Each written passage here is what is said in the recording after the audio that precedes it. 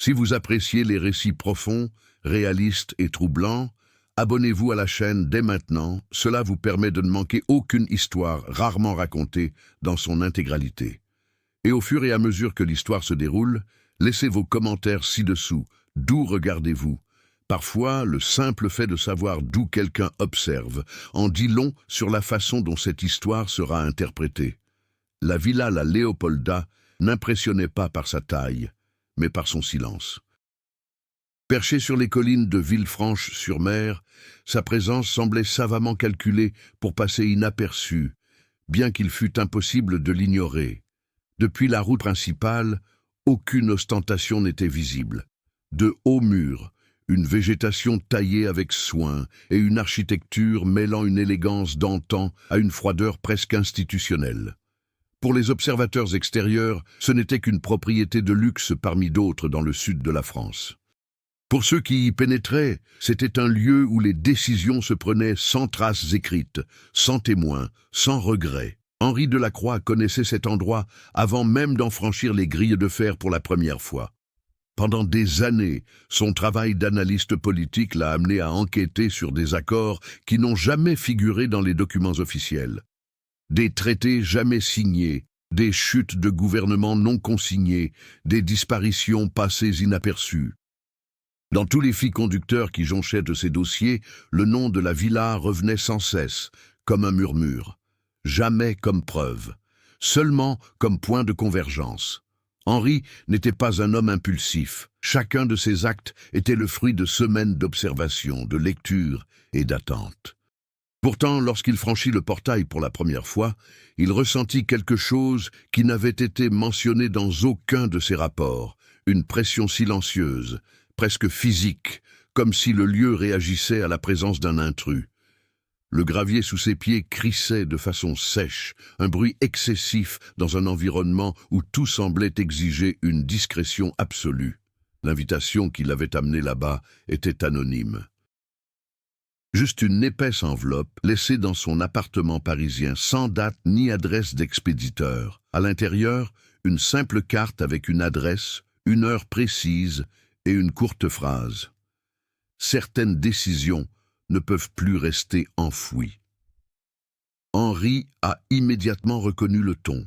Ce n'était pas une invitation, c'était un avertissement. De l'autre côté de cette histoire se trouvait Émile Laurent, un nom rarement évoqué publiquement, mais dont l'influence était telle qu'il pouvait rester dans l'ombre. Homme d'affaires, philanthrope à ses heures, conseiller informel de personnalités politiques européennes. Officiellement, Émile se consacrait à la préservation du patrimoine culturel et au financement de projets historiques. Officieusement, son nom surgissait chaque fois que des intérêts stratégiques changeaient de cap de façon trop abrupte pour être une simple coïncidence. Villa était parmi eux. En traversant le jardin principal, Henri remarqua que chaque détail semblait conçu pour contrôler le passage. Des allées interminables, destinées à ralentir la circulation. Des bancs placés de manière à imposer des pauses. De hautes fenêtres, plus pensées pour l'observation que pour laisser entrer la lumière. Rien n'était neutre dans cet espace. Tout induisait un comportement. Le conflit ne s'annonçait pas par des mots, mais par des absences. Aucun employé n'était visible. Malgré un entretien impeccable, aucune caméra n'était apparente, bien qu'Henri sût qu'il était observé dès son arrivée. L'endroit semblait être le prolongement de l'esprit de celui qui le contrôlait, organisé, silencieux et impitoyable. Henri n'était pas là pour affronter directement les gens. Il savait que les questions directes provoquaient des réponses fabriquées. Son but était d'observer, de comprendre les mécanismes invisibles qui transformaient les conversations privées en conséquences planétaires. Il savait aussi qu'en acceptant cette invitation, il avait franchi un point de non-retour. Ceux qui entraient dans la villa en ressortaient rarement indemnes quand ils en sortaient. L'attention ne provenait pas d'une menace explicite, mais de la certitude que chacun de ses gestes était scruté. La villa n'était pas un simple décor, elle participait activement à l'histoire, un espace conçu pour absorber les secrets et ne restituer que ce qui l'arrangeait. Lorsque la porte principale s'ouvrit, révélant un intérieur spacieux et d'une austérité surprenante, Henri eut la confirmation de ce qu'il avait toujours soupçonné. Ici, le silence ne s'achetait pas, mais il avait des conséquences. Et certaines de ces conséquences, il le savait, transcendaient les frontières, les gouvernements et les générations. L'histoire qui commença à cet instant ne débuta ni par un crime, ni par un scandale public. Elle commença par la simple décision d'entrer.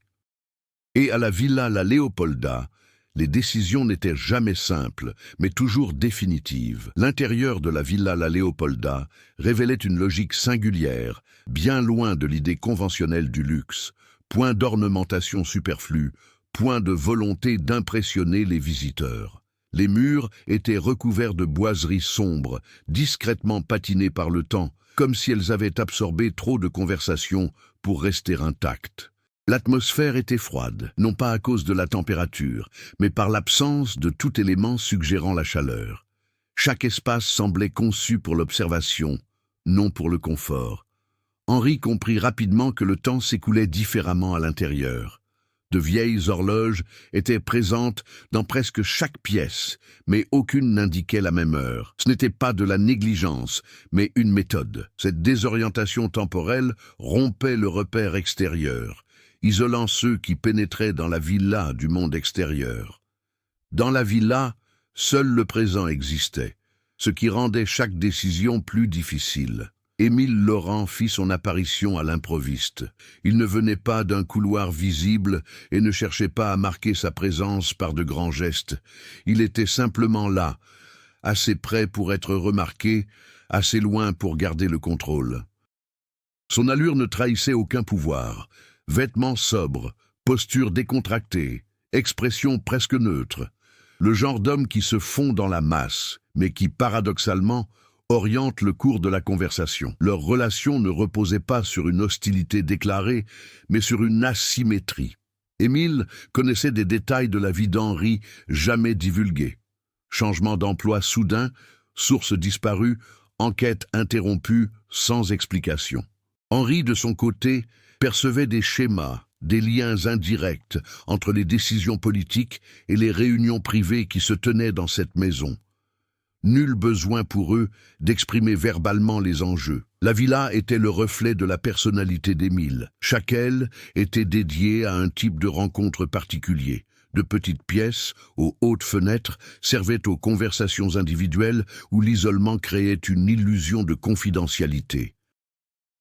De vastes salles, avec de longues tables en bois massif, accueillaient des réunions discrètes entre des personnalités qui ne se montreraient jamais ensemble en public. Rien n'y était improvisé.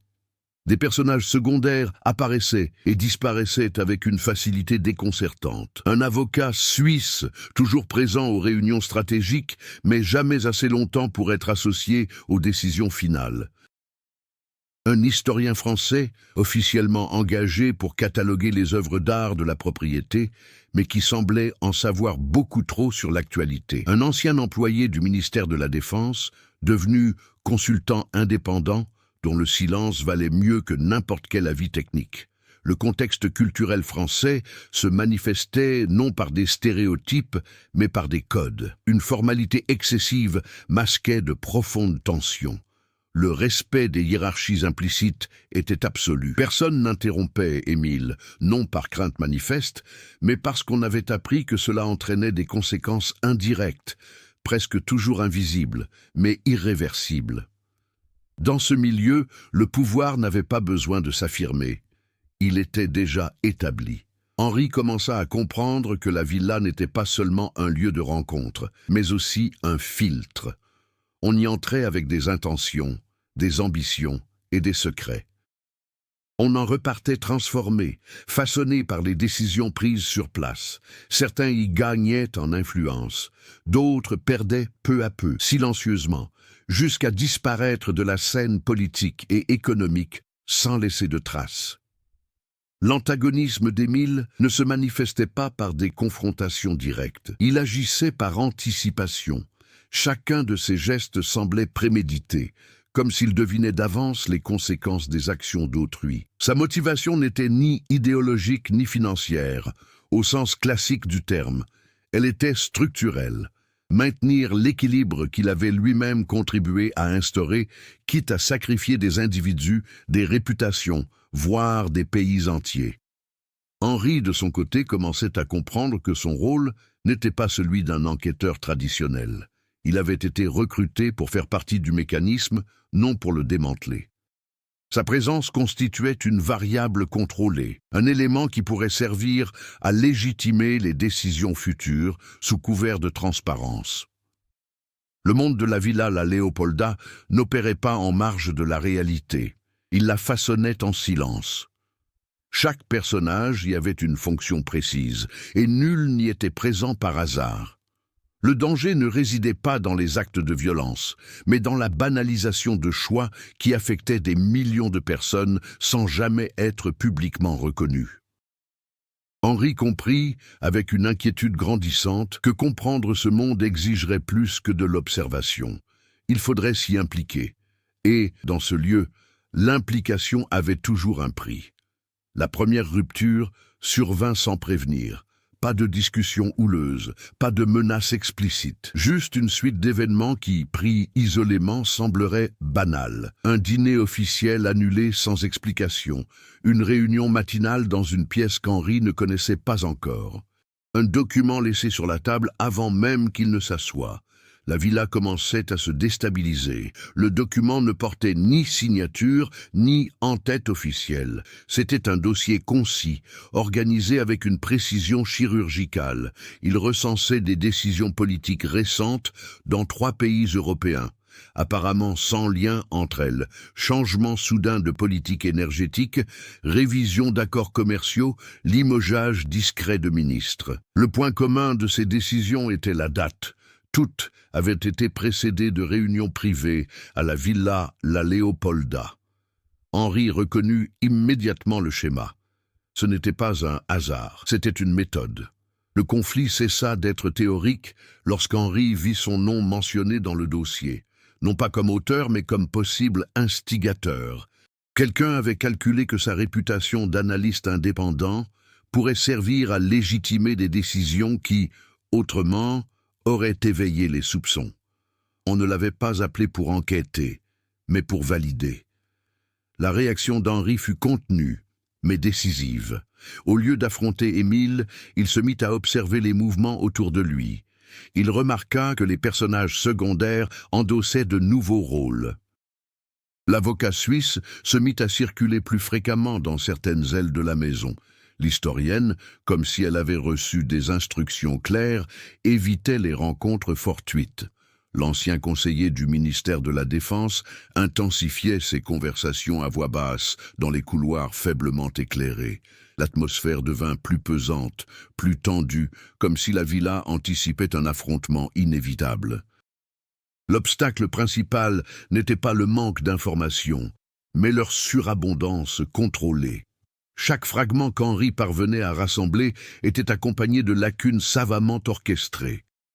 La vérité semblait toujours incomplète, modelée pour aboutir à une conclusion précise.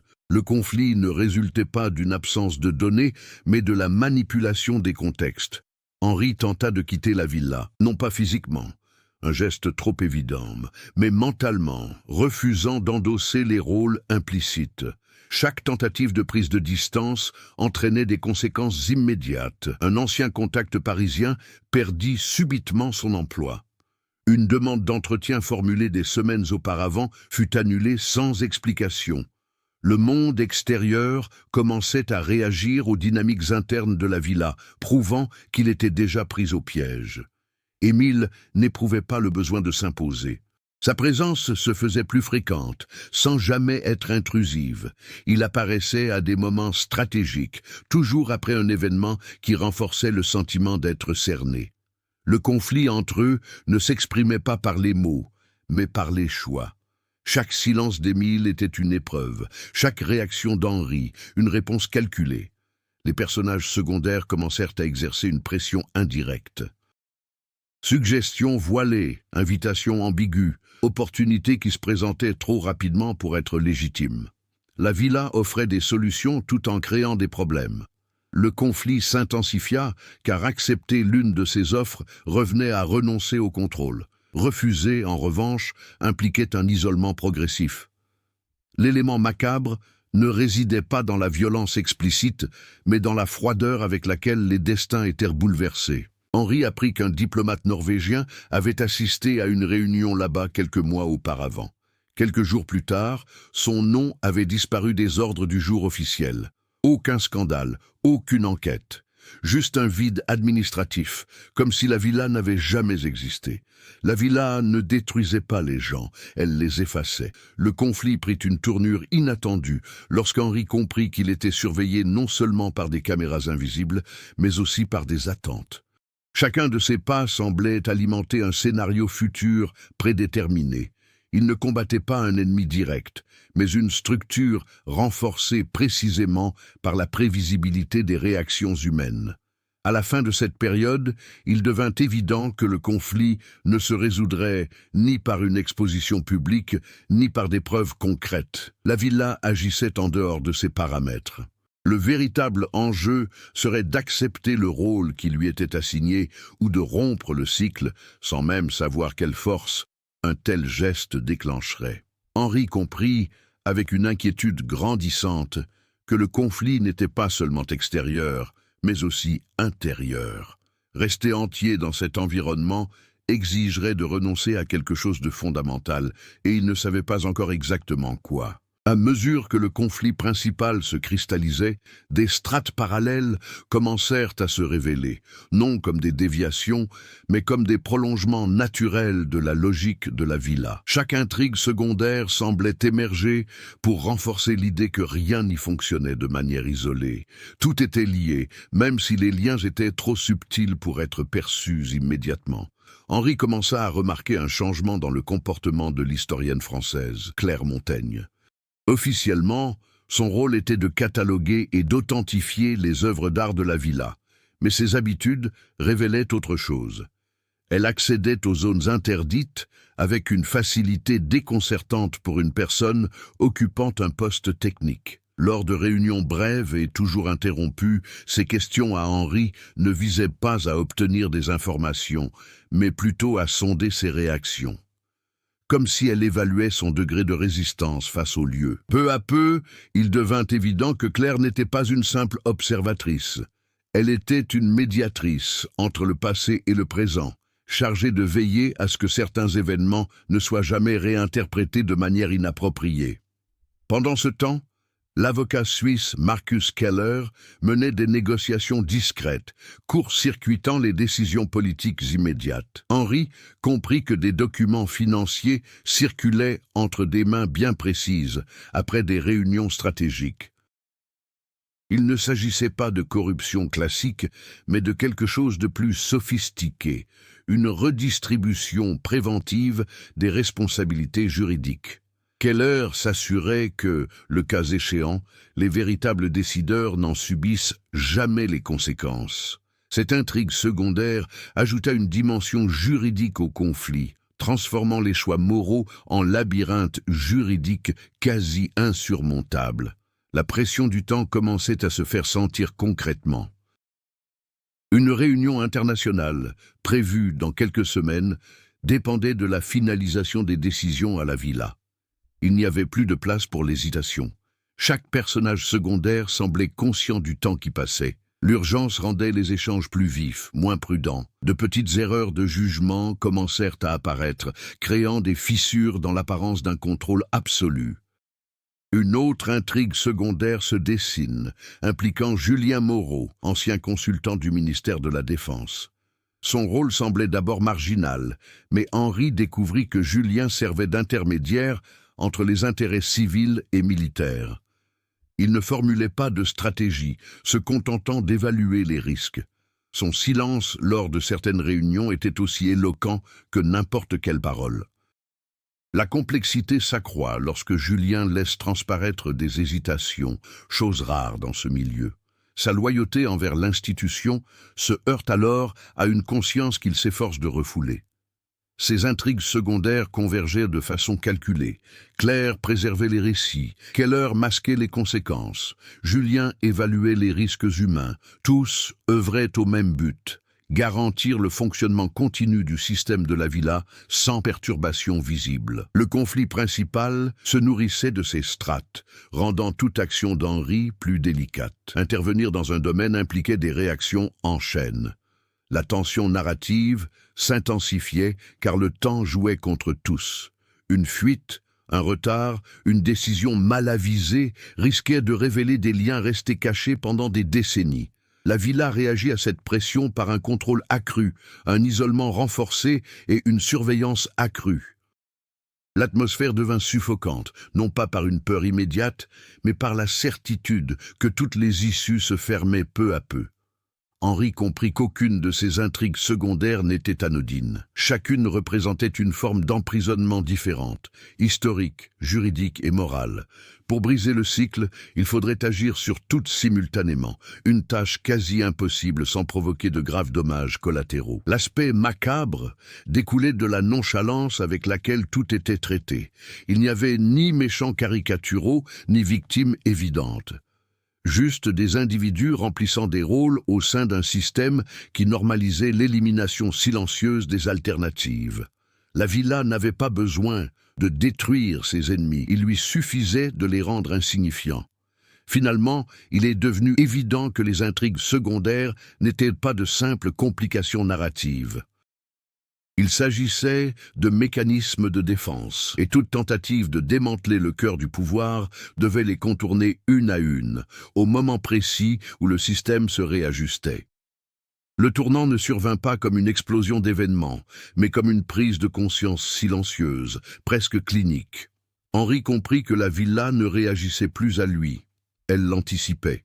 Avant même qu'il puisse prendre une décision, l'atmosphère semblait déjà s'adapter pour la neutraliser. Les portes qui restaient ouvertes auparavant exigeaient désormais une escorte. Les conversations s'interrompaient dès qu'il s'approchait. Ce n'était pas de l'isolement, c'était de la mise sous contrôle. Le changement décisif survint un matin, lorsque le silence de la maison fut rompu par un mouvement inattendu. Claire Montaigne demanda à la rencontrer hors des lieux habituels.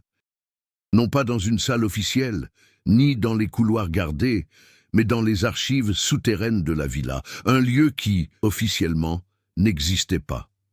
L'accès nécessitait une série d'autorisations que, en théorie, seul Émile était censé posséder. Le fait que Claire les détienne était en soi une révélation. Les archives ne conservaient ni œuvres d'art, ni documents historiques au sens classique du terme. Elles contenaient des versions, des récits remaniés, des procès-verbaux jamais publiés, des comptes rendus de décisions jamais prises officiellement. Là, le passé était façonné avec la même rigueur que l'avenir était planifié. Claire n'expliqua pas sa présence. Elle conduisit simplement Henri à travers les étroits couloirs, éclairés par des lampes froides, jusqu'à une pièce plus petite où un unique dossier reposait sur la table. Le contenu de ce dossier a complètement bouleversé le récit. Il ne s'agissait plus de pays étrangers ni de gouvernements, mais d'Henri. On y trouvait des comptes rendus détaillés de sa carrière, y compris des événements qu'il croyait avoir contrôlés ou dissimulés. Plus troublantes encore, des décisions dont il ne se souvenait pas, mais qui étaient pourtant consignées avec précision. Le choc ne résidait pas dans le contenu lui-même, mais dans l'implication inévitable. À un moment donné, il avait déjà participé, même indirectement, au rouage de la villa. Claire révéla ce qui était resté implicite jusque-là. Henri avait été utilisé par le passé pour valider des analyses stratégiques ayant guidé des décisions cruciales, non pas comme un acteur conscient, mais comme une référence intellectuelle. Ces études avaient été citées en interne, parfois déformées, pour justifier des actions à fort impact. La villa n'avait pas besoin de son accord actuel. Elle bénéficiait déjà de son héritage. L'événement inattendu ne résidait pas seulement dans la révélation elle-même, mais aussi dans le choix qui s'ensuivit. Claire n'était pas là sur ordre d'Émile. Elle était là à cause d'une rupture. Son rôle avait toujours été de préserver les récits. Mais elle comprenait désormais que le système était devenu trop instable pour rester invisible. La pression temporelle avait atteint un point critique. Une erreur de jugement récente menaçait de révéler des liens que le silence seul ne pouvait effacer. À cet instant, l'antagonisme prit une nouvelle forme. Émile cessa d'être simplement l'architecte visible du système et en vint à représenter quelque chose de plus grand, l'inertie structurelle elle-même. Il n'avait plus besoin d'agir. Le système se défendrait de lui-même.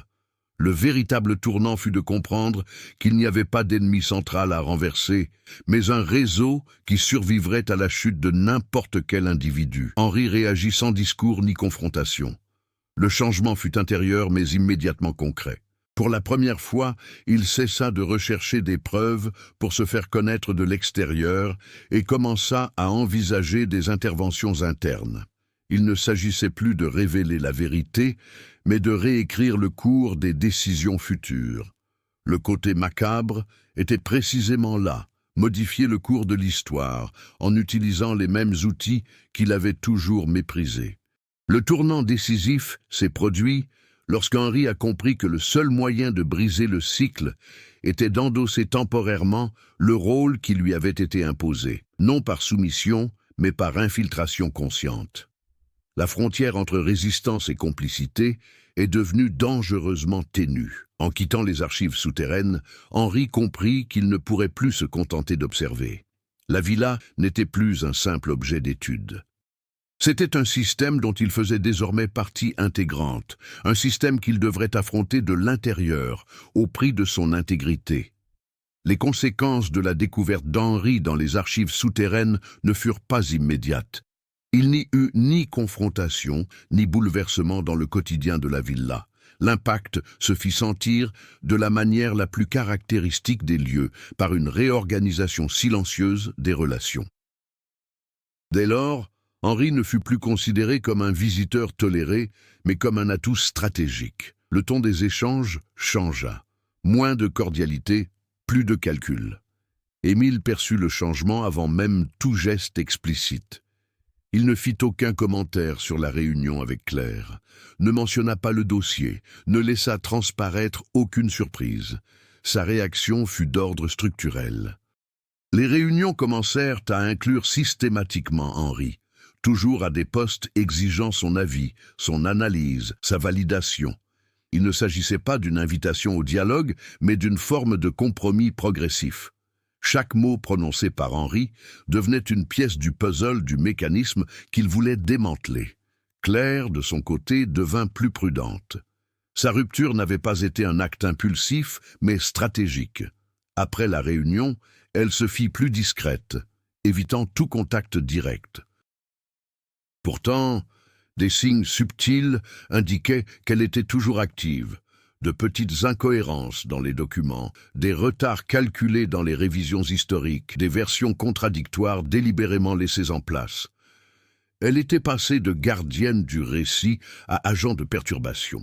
Les réactions des autres personnages étaient tout aussi révélatrices. Marcus Keller se fit plus présent.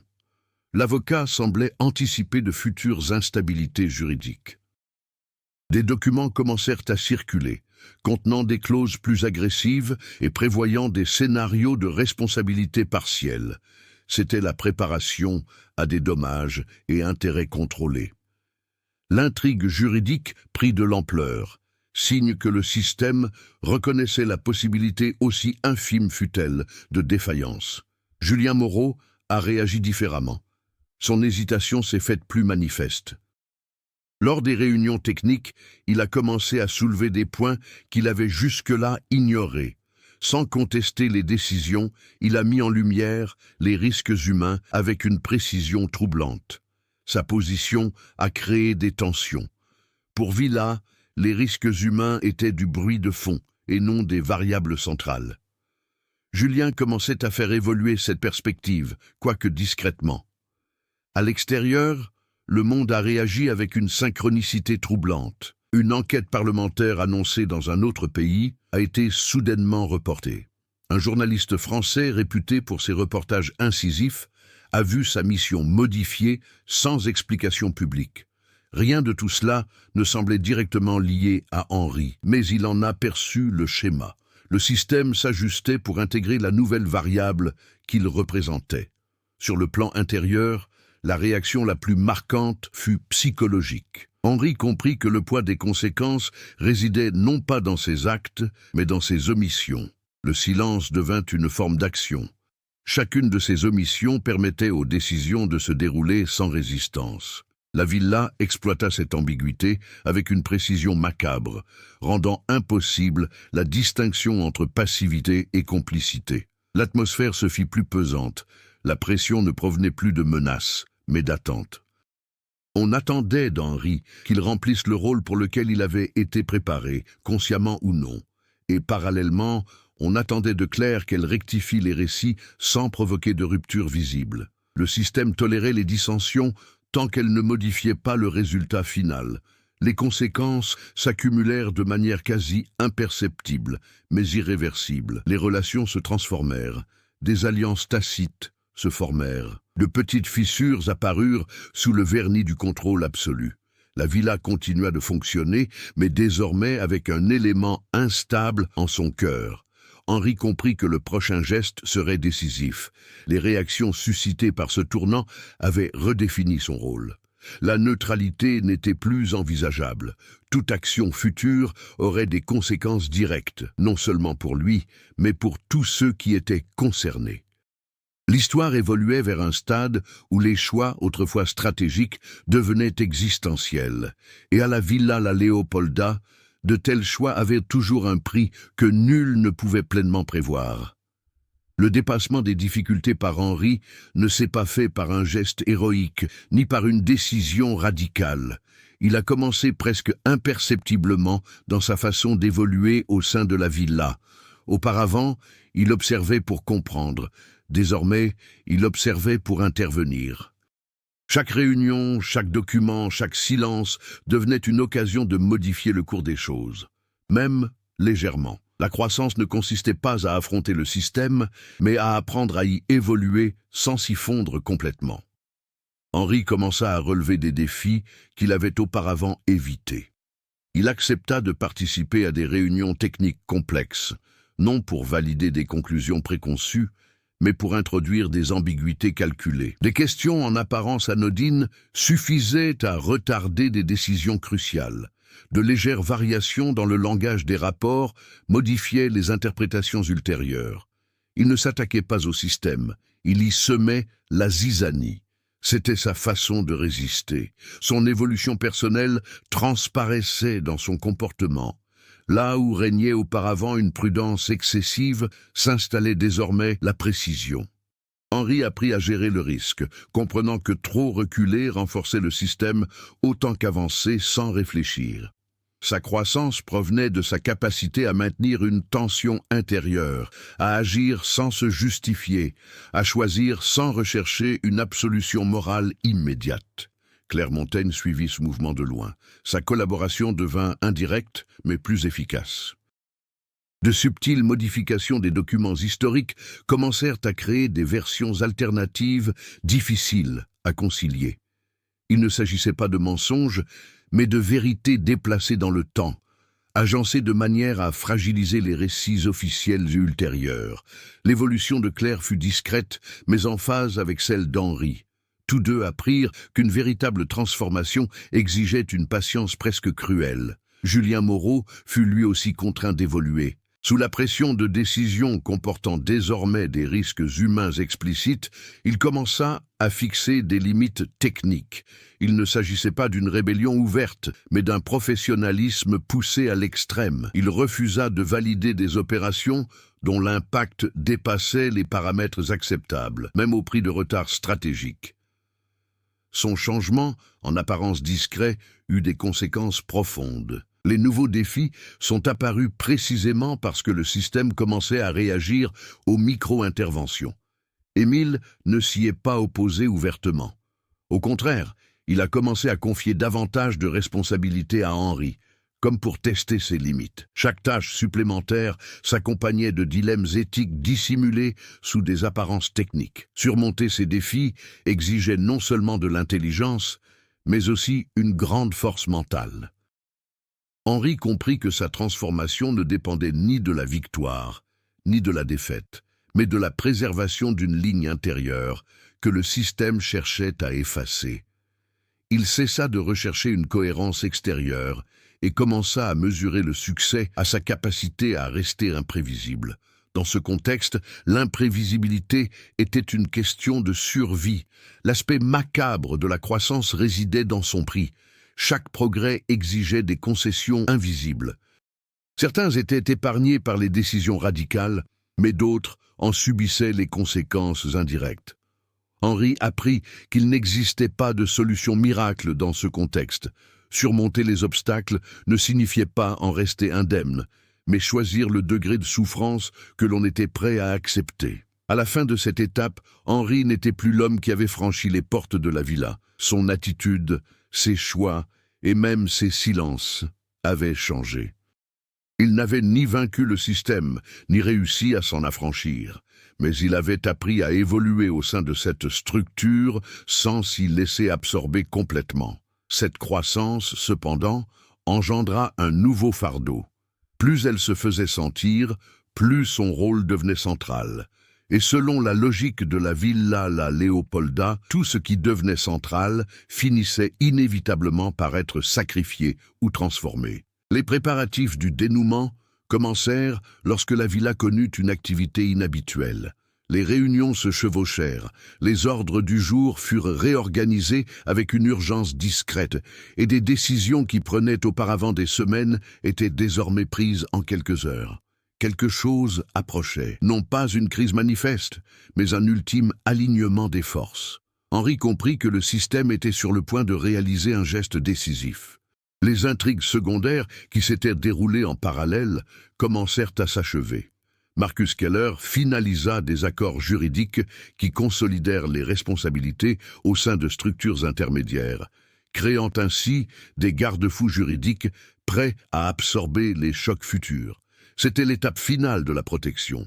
Il n'y aurait plus de marge de manœuvre après cela. Tout était mis en œuvre pour résister à un choc maîtrisé. Claire Montaigne a mené à bien son travail presque sans laisser de traces. Les dossiers ont été réorganisés, les versions contradictoires dûment cataloguées, des failles stratégiques laissées là où les enquêtes futures ne manqueraient pas de se heurter. Elle n'a pas cherché à révéler quoi que ce soit. Son but était d'empêcher qu'un récit dominant ne subsiste intact. Ce faisant, elle a mis fin à son intrigue secondaire. L'histoire, dès lors, serait instable par nature. Julien Moreau prit sa décision finale. Lors d'une réunion technique, il refusa formellement de valider un plan comportant des risques civils indirects. Le refus fut consigné, mais traité comme une exception maîtrisable. Ce geste créa néanmoins un précédent. Le système accepta l'objection, mais uniquement parce qu'il disposait déjà d'alternatives. Julien comprit que sa marge de manœuvre était désormais épuisée. La préparation du point culminant impliquait qu'à partir de ce moment, toute contestation technique serait supprimée. Henri sentait l'étau se resserrer. Les responsabilités qui pesaient sur lui augmentaient de façon exponentielle. Les rapports finaux devaient être analysés par lui. Les projections stratégiques exigeaient son approbation formelle. Il n'était plus seulement une source de tension. Il était devenu un acteur clé. La tension ne naissait pas de nouveaux conflits, mais de leur absence. Tout semblait dangereusement aligné. Le rythme du récit s'accéléra. Les conversations devinrent plus courtes, plus objectives. Le temps de la réflexion disparut. Chaque décision exigeait une réponse immédiate, empêchant toute révision ou hésitation. La villa fonctionnait en mode exécution, non en mode planification. Le dénouement ne surprendrait personne. Il serait une conséquence inévitable. Henri comprit que sa dernière chance d'agir ne résidait pas dans la création de nouveaux obstacles, mais dans le choix du lieu où l'impact final se produirait. Il ne pouvait empêcher l'événement imminent, mais il pouvait en infléchir les conséquences. Cette prise de conscience marqua sa préparation finale. Accepter l'impossibilité d'un contrôle absolu et le fait que la véritable action consistait à choisir le mal. L'aspect macabre s'intensifiait dans la normalité avec laquelle tout était géré. Pas de cris, pas de panique, juste de l'efficacité. Chacun accomplissait sa tâche, conscient de sceller des destins sans manifester la moindre émotion. La villa se préparait à son dénouement comme on ajuste un vieux mécanisme maintes fois testé. Quand Henri reçut le calendrier final, un ensemble de décisions interdépendantes qui aboutiraient à une annonce internationale sous peu, il sut que le moment était venu de faire marche arrière. Toutes les intrigues secondaires étaient résolues. Tous les personnages avaient choisi leur camp, même si certains l'avaient fait par défaut. La préparation était achevée. Le prochain coup ne laisserait aucune place à l'erreur, il n'y aurait que des conséquences.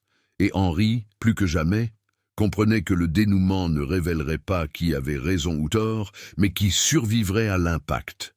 Le dénouement ne commença pas à la villa, mais dans une salle de conférence à des kilomètres de là, retransmise en direct dans des dizaines de pays. L'annonce internationale, préparée avec une précision chirurgicale, semblait technique, presque bureaucratique. Une restructuration stratégique, présentée comme inévitable face aux nouveaux enjeux mondiaux. Aucune mention directe de la Villa La Leopolda. Aucun nom qui puisse y être rattaché. Pourtant, Henri le savait. Tout convergeait vers cet instant. À l'intérieur de la villa, une retenue absolue régnait. Aucune célébration, aucune tension palpable. Seule l'attention était présente. Des écrans affichaient des données en temps réel. Les premières réactions politiques, les fluctuations du marché. Le système fonctionnait comme prévu. C'était l'instant où des décisions prises en catimini devenaient une réalité publique et irréversible. Le conflit central s'intensifia lorsque Henri reçut la version finale du rapport de validation. Un seul paragraphe, soigneusement rédigé, suffit à légitimer l'ensemble de l'opération. Sa confirmation explicite suffit. Il n'y eut aucune coercition directe, aucune menace, seulement l'assurance de la continuité. La signature d'Henri ne serait pas visible du public, mais elle serait enregistrée en interne comme ultime gage de crédibilité. C'est là que le revirement plausible s'est manifesté. Henri n'a pas refusé de signer, il n'a pas non plus signé comme prévu. Il a modifié le rapport de manière quasi imperceptible, y insérant une variable technique apparemment secondaire, mais structurellement dévastatrice. Un ajustement qui a déplacé les responsabilités futures, transférant le soutien du plan à un ensemble d'institutions n'ayant pas participé aux décisions initiales. L'annonce est restée valable. L'impact immédiat s'est produit comme prévu, mais l'effet à long terme est devenu instable. La villa ne s'en est pas aperçue immédiatement. Le système était conçu pour détecter les infractions flagrantes et non les subtiles variations. Lorsque Marcus Keller a remarqué la modification, il était trop tard pour la corriger sans dévoiler le mécanisme lui-même. Annuler le rapport aurait éveillé les soupçons du public. Aller de l'avant revenait à accepter une conséquence qui échappait totalement au contrôle de la villa. Émile comprit avant tout le monde. Son regard croisa celui d'Henri dans un silence absolu. Aucune colère, aucune surprise exagérée, seulement de la reconnaissance. Pour la première fois, Henri n'était plus une variable prévisible, mais un agent autonome. Le point culminant ne résidait pas dans l'effondrement du système, mais dans la preuve qu'il pouvait être blessé de l'intérieur. De l'extérieur, les effets commencèrent à se manifester subtilement. Des gouvernements qui avaient auparavant accepté les directives sans les remettre en question commencèrent à exiger des révisions. Des institutions techniques demandèrent des précisions supplémentaires. Rien qui n'invalide l'annonce, mais suffisamment pour ralentir sa mise en œuvre. Le plan progressait, mais non sans friction. Et, dans ce type de structure, les frictions étaient destructrices. La transformation du protagoniste devint manifeste à cet instant. Henri ne cherchait plus à se conformer à un code moral abstrait. Il avait opté pour l'action concrète, même en sachant qu'elle l'inscrirait définitivement dans le système qu'il combattait. Son évolution résidait dans l'acceptation consciente du prix à payer. Il n'était ni un héros, ni un martyr. Il était un agent du déséquilibre. L'aspect macabre du dénouement résidait Dans la réaction maîtrisée de la villa, personne ne fut expulsé, personne ne disparut. Le système encaissa le coup du mieux qu'il put, ajustant son fonctionnement, redistribuant les dégâts. La violence n'y fut jamais explosive, elle était structurelle. Le conflit central s'est résolu sans applaudissements ni effondrement visible. La villa est restée debout, mais un élément essentiel avait été compromis. La prévisibilité absolue. Pour la première fois, les décisions prises en ce lieu comportaient un risque qu'il était impossible d'anticiper pleinement. Lorsque les transmissions cessèrent et que le monde commença à réagir à ce qu'il croyait être une simple décision technique, Henri sut que ce dénouement ne marquait pas une fin, mais un tournant. Le système survivrait, mais il ne fonctionnerait plus jamais avec la même précision silencieuse. Les conséquences ultimes ne se sont pas manifestées par un effondrement immédiat, comme beaucoup l'auraient imaginé en découvrant un système occulte. Elles se sont traduites par une érosion progressive, graduelle, presque invisible. L'annonce internationale a rempli sa fonction initiale, mais sa mise en œuvre s'est heurtée à des résistances techniques, des révisions successives et des retards diplomatiques. Rien de tout cela n'a suffi à provoquer de scandale, mais cela a suffi à rompre le rythme parfait que Villa la Leopolda avait toujours maîtrisé. Au sein même de la propriété, l'impact fut encore plus subtil. Les réunions s'allongèrent, les certitudes se firent plus rares. Le système continua de fonctionner, mais il devait désormais justifier des décisions qui, auparavant, étaient simplement exécutées. L'introduction de l'imprévisibilité éroda le cœur du pouvoir, plus efficacement que n'importe quelle dénonciation publique. La villa ne s'effondra pas, elle vieillit. Émile Laurent conserva son poste, mais son autorité prit une autre forme. Il n'était plus seulement l'architecte invisible, mais le gestionnaire d'une structure fragilisée. Son antagonisme avec Henri ne se mua pas en confrontation directe. Il devint quelque chose de plus complexe. Une surveillance mutuelle. Tous deux comprirent qu'ils avaient franchi une limite. Le respect tacite qui s'installa était aussi macabre qu'une menace ouverte. Claire Montaigne disparut peu à peu de la vie quotidienne de la villa. Son départ ne fut annoncé nulle part, et aucun document officiel ne le mentionna. Son œuvre était achevée. Les récits étaient désormais trop instables pour être pleinement maîtrisés. Son sort demeurait incertain, mais ses traces étaient disséminées dans les archives, précisément là où les recherches futures s'arrêteraient. Julien Moreau demanda un congé quelques mois plus tard, invoquant des raisons techniques. Son départ fut accepté sans résistance. Le système avait déjà tiré suffisamment d'enseignements de ses objections pour ne plus avoir besoin de lui. Son refus final demeura néanmoins une trace, un précédent gênant, rappelant que tout risque humain ne pouvait être totalement éliminé.